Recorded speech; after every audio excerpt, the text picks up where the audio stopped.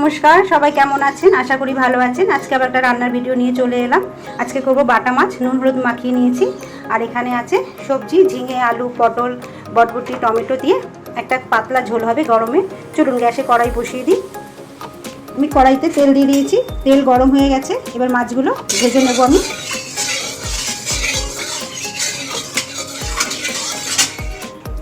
দিয়ে দেবো মাছ। আমি কড়াইতে সব মাছ দিয়ে দিয়েছি, একটু ভালো করে ভেজে নেব। মশলাটা আমি বেটে নিই। একটা টমেটো আর এখানে অল্প একটু আদা আছে, আর কটা পাকা পাকা শুকনো লঙ্কা, কাঁচা পাকা। এটা আমি মিক্সিতে বেটে নেব। মাছগুলো উল্টে দেবো।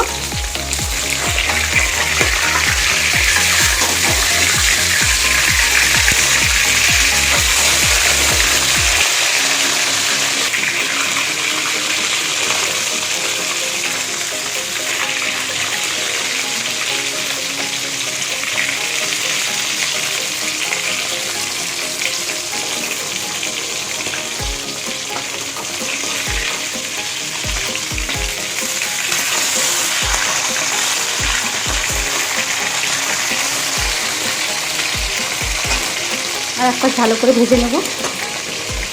আর সব ভাজা হয়ে গেছে, এবার তুলে নেব। আমি মাছ ভেজে তুলে নিয়েছি। মাছ ভাজার অনেকটা তেল আমি তুলে রেখেছি। এত তেলে মাছের ঝোল আমি করব না, যে অল্প একটু তেল রেখেছি কড়াইতে, বেশি তেল দেবো না।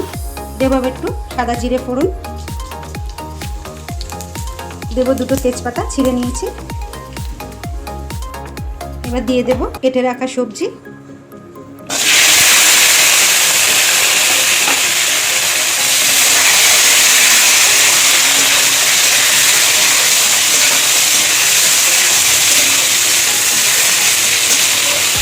সবজি ভাজা হয়ে গেছে, এবার মশলা দিয়ে দেবো।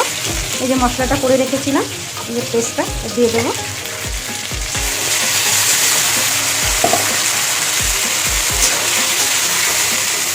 এখানে আছে আদা, একটা টমেটো, জিরে আর কাঁচা পাকা শুকিয়ে গেছে সেই লঙ্কা পেস্ট করে দিয়ে দিলাম। এবার দিয়ে দেবো মিক্সি বাটিটা ধুয়ে একটু জল দেবো। এবার নুন দেবো, স্বাদ মতো নুন। এবার দেবো হলুদ, আর একটু হলুদ দেবো।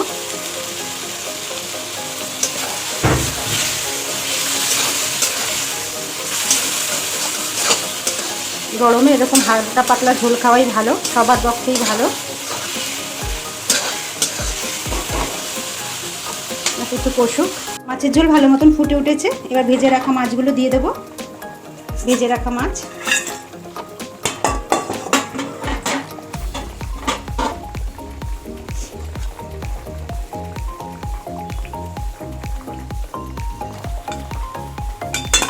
এবার একটু মাছের ঝোলটা ঢেকে দেবো।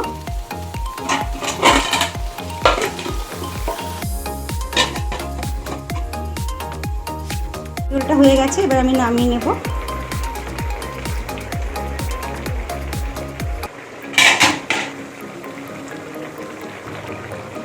হয়ে গেছে ঝোল, মাছের ঝোল।